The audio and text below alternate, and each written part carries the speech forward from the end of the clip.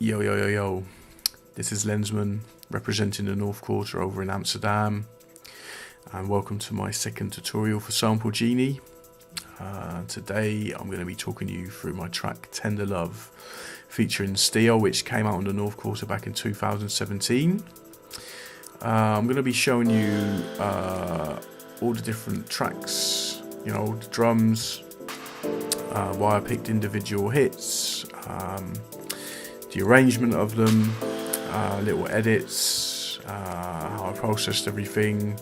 The same really for the bass, all the layers there, the music, the piano, why I picked certain sounds, how I processed them, how I arranged all the music, and obviously going to be taking you through Steo's vocals, how I processed them, some little tricks that I like using, how I arranged it all, how I arranged the whole track, and yeah, basically just going to walk you through all my specific techniques. Now, as you may know, I'm not the most technical producer out there.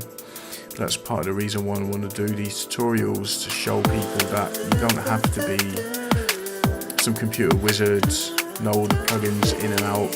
You know, you can just have some rudimental knowledge of your software and some perseverance and some good ideas, and you can get something beautiful down.